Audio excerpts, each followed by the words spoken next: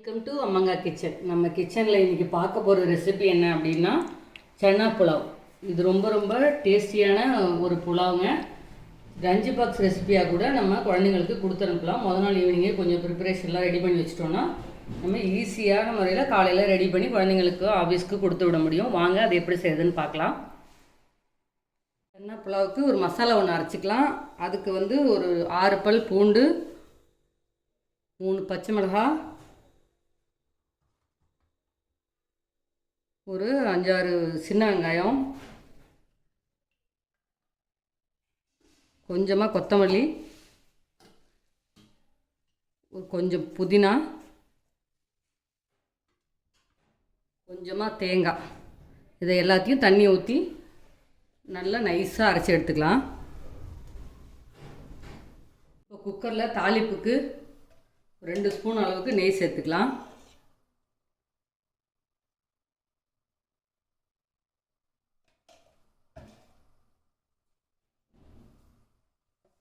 அது கூட கடலை எண்ணெய் கொஞ்சம் சேர்த்துக்கலாம். கடலை எண்ணெய் நல்லா ஒரு 4 ஸ்பூன் அளவுக்கு கடலை எண்ணெய் சேர்த்துக்கலாம்.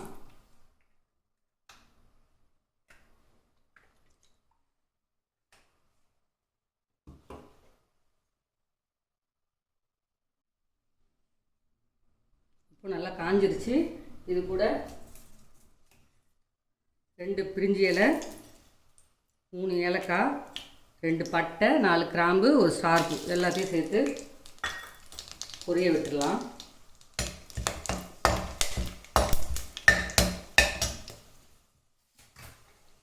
ரெண்டு மீடியம் சைஸ் வெங்காயத்தை கட் பண்ணி வச்சுருக்கேன், அதையும் இப்போ சேர்த்துக்கிறேன்.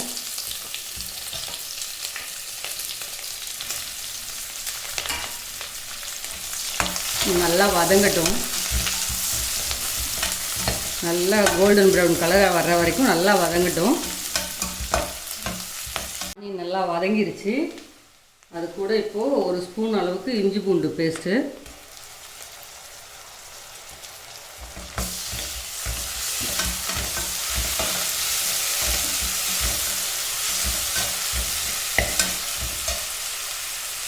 இப்போது நம்ம அரைச்சி வச்சுருக்கோம்ல பேஸ்ட்டு, இந்த சன்னா புலாவுக்கு பேஸ்ட் அரைச்சோம்ல அதையும் இப்போ சேர்த்துக்கலாம்.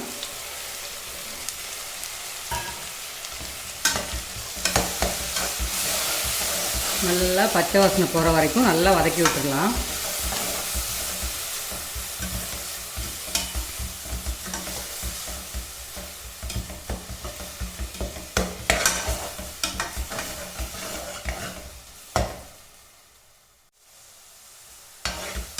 இப்போது நல்லா வதங்கிடுச்சு.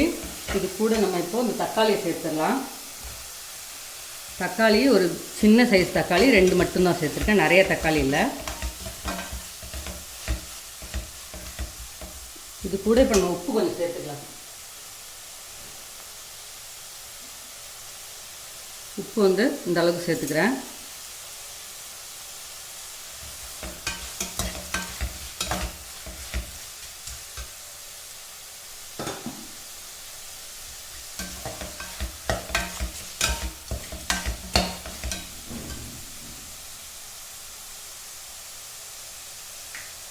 இப்போது இதுக்கு காரத்துக்கு மிளகாத்தூள் 1 ஸ்பூன் அளவுக்கு சேர்த்துக்கலாம். கரம் மசாலா 1 ஸ்பூன்,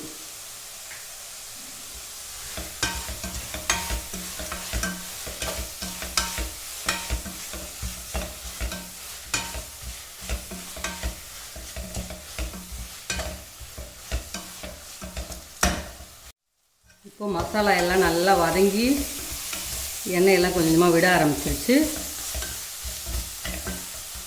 இப்போ நான் அரிசி இதால் 1 கப் அளவுக்கு அரிசி எடுத்திருக்கேன். இப்போ இதால் 1.5 கப் அளவுக்கு தேங்காய் பால் ஊற்ற போகிறேன்.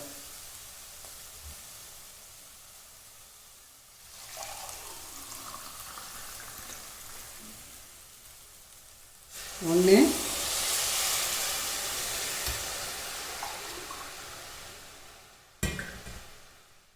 1.5 கப் தேங்காய் பால்.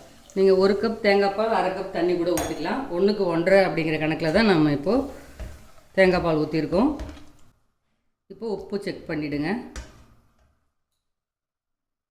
இப்போது நான் வெள்ளை கொண்டக்கடலை, பெரிய சைஸ் கொண்டக்கடலையை நைட்டு ஊற வச்சுட்டு உப்பு போட்டு ஒரு 3 விசில் விட்டுருக்கேன்.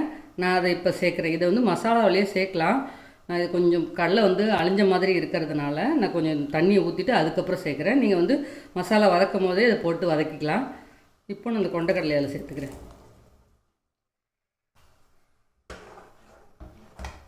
நான் வந்து கடலைக்கு வந்து கொண்டக்கடலைக்கு உப்பு போட்டு தான் வேக வச்சு வச்சுருக்கேன். நீங்கள் உப்பு சேர்த்து வேக வைங்க. இந்த மசாலாவிலேயே நீங்கள் போட்டு வதக்கிக்கலாம். எனக்கு இந்த கடலை வந்து ஒரு விசில் எக்ஸ்ட்ரா விட்டதில் கொஞ்சம் நல்லா வெந்திருக்கு. அதனால் நான் இந்த ஸ்டேஜில் சேர்க்குறேன். நீங்கள் வந்து வதக்கும் போதே சேர்த்து நல்லா வதக்கிக்கலாம். இப்போ நல்லா கொதிக்க ஆரம்பிக்குது. நல்லா கொதிக்கிடும். இதை நீங்கள் வந்து லஞ்ச் பாக்ஸ் ரெசிப்பியாக கூட செஞ்சு கொடுக்கலாம். நைட்டே நீங்கள் வந்து இந்த மசாலா இஞ்சி பூண்டு பேஸ்ட்டெல்லாம் அரைச்சிட்டு கொண்டக்கடலை ஊற வச்சிட்டிங்கன்னா காலையில் கொண்டக்கடலை வேக வச்சுட்டு இதெல்லாம் தாளிச்சிட்டு அரிசியை ஊற போட்டுட்டு தாளிச்சிங்கன்னா ஈஸியாக குக்கரில் ரெடி பண்ணி கொடுத்துடலாம்.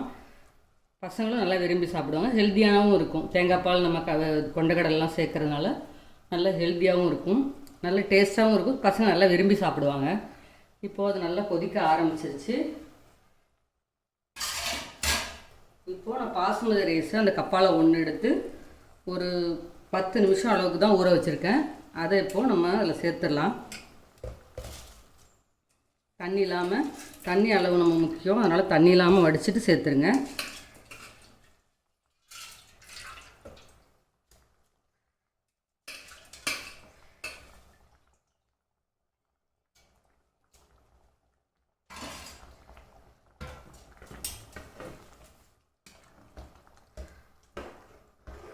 கொஞ்சமாக கஸ்தூரி மேத்தி சேர்த்துக்கிறேன். கஸ்தூரி மேத்தின்னா ஒன்றும் இல்லை, காஞ்ச வெந்தயக்கீரை தான். அது நல்லா வாசனை கொடுக்குங்கிறனால கொஞ்சமாக சேர்த்துக்கிறேன். இல்லைன்னா சேர்க்க வேண்டியதில்லை.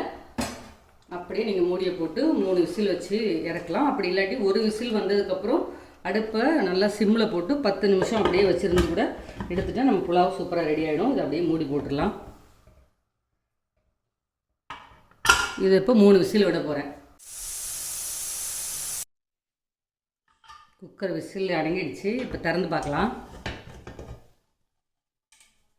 ரொம்ப சூப்பராக சன்னா மசாலா அருமையாக ரெடி ஆகிடுச்சு பாருங்கள்.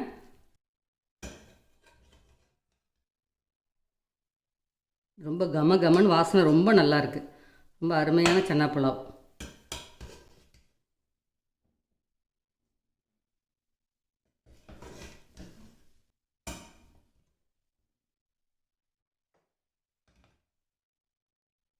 ரொம்ப அருமையான நல்ல வாசனை கமகமன்னு இருக்குது. டேஸ்ட்டும் சூப்பராக இருக்கும்ண்ணா. ரொம்ப ரொம்ப நல்லா அருமையான டேஸ்ட்டு.